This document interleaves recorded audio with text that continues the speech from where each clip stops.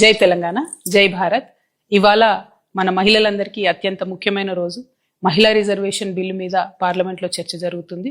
అదేవిధంగా పార్లమెంటు నియోజకవర్గాల పెంపు విషయంలో కూడా ఈరోజు చర్చ జరగబోతా ఉంది. ఇక్కడ ఏదైతే యూనియన్ గవర్నమెంట్ ఉందో వాళ్ళది చాలా దారుణమైన కుట్ర ఉన్నది. మహిళలకు సంబంధించి 33% రిజర్వేషన్ ఆల్రెడీ పెంచినప్పటికీ దాన్ని ఇప్పుడు పార్లమెంటు నియోజకవర్గాల పెంపు డీలిమిటేషన్తో లింక్ చేయడం జరుగుతూ ఉంది. వాస్తవానికి రెండు కూడా సపరేట్ అంశాలు.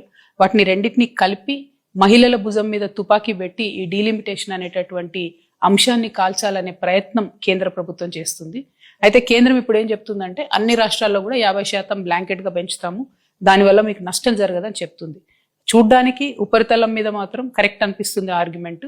కానీ రేపు పొద్దున తెలంగాణలో పెరిగిన సీట్లతోని బీహార్లోనో ఉత్తరప్రదేశ్లోనో రాజస్థాన్లో పెరిగిన సీట్లతో కంపేర్ చేసుకున్నప్పుడు మన పాత్ర అనేటటువంటిది రాజకీయంగా చాలా తగ్గుతుంది పార్లమెంట్లో. సో మేము యూనియన్ గవర్నమెంట్ని తెలంగాణ జాగృతి నుండి డిమాండ్ చేసేది ఒకటే, ఇప్పుడు 3.13% ఉంది మా తెలంగాణ రిప్రజెంటేషన్ పార్లమెంట్లో. మీరు ఏ రకమైనటువంటి మెథడాలజీ తీసుకొచ్చి కొత్త డీలిమిటేషన్ చేసినా కూడా ఆ 3.13% రిప్రజెంటేషన్ తెలంగాణ తగ్గకుండా ఉంటేనే మాకు ఆమోదయోగ్యం అవుతుంది. లేదంటే మాత్రం తెలంగాణ ప్రజలు రోడ్ల మీదకి వచ్చి మరో తెలంగాణ ఉద్యమం చేయాల్సి వస్తుంది. ఎందుకంటే ఇప్పటికే కేంద్రం నుంచి మాకు రావాల్సిన ఏ నిధులు కూడా రావడం లేదు, ఏ ప్రత్యేక ప్రాజెక్టులు రావడం లేదు, ఏ నీటి ప్రాజెక్టులకు ప్రత్యేక హోదా రావడం లేదు. కాబట్టి పార్లమెంట్లో మన పాత్ర ఉండడం చాలా ముఖ్యం. 3.13% కన్నా మన సీట్లు తగ్గితే ఈ మాత్రం కూడా మనకు రోల్ ఉండదు. ఇంకొక విషయం, కేంద్ర ప్రభుత్వం దుర్మార్గంగా మహిళా బిల్లును డీలిమిటేషన్కి లింక్ చేస్తుంది.